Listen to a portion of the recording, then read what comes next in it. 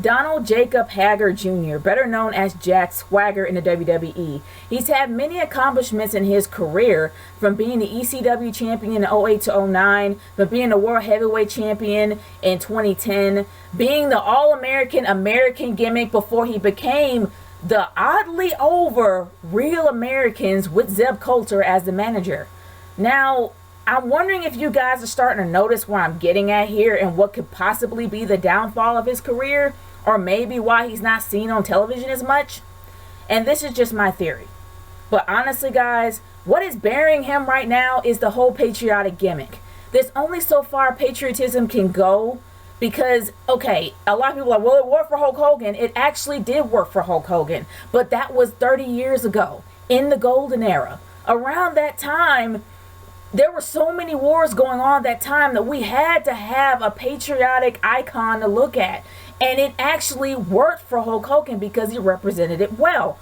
I'm not saying that Jack Swagger can't, but it's only so far it can go, especially seeing the negative effects of what's going on now. He was part of an anti-immigration gimmick.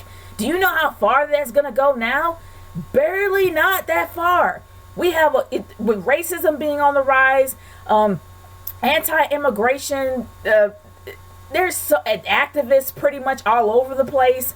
There's a lot going on that could really bring a lot of negativity from that gimmick. And there's only so far I can go. But strangely enough, the Real Americans really were a very over group. But a lot of people will theorize that Zeb Coulter was what made the group the way it is. And he actually was the one that got Jack Swagger over. As well as Cesaro joining the team, which strangely enough made no sense because he was an anti-immigration gimmick. And you get someone from Switzerland to be a part of that group makes no sense either.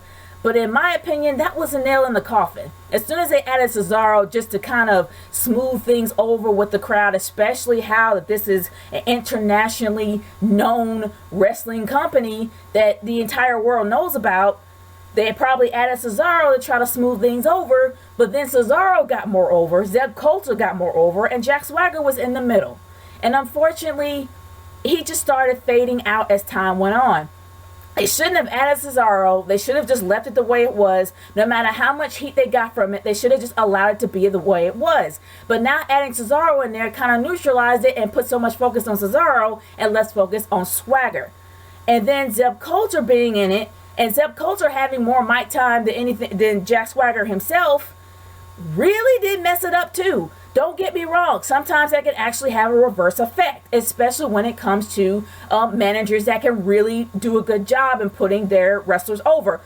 A prime example of that is definitely what's going on with Brock Lesnar, as well as his manager, Paul Heyman. Paul Heyman did a great job in putting him over, and he's an excellent mouthpiece for somebody as monstrous as Brock Lesnar.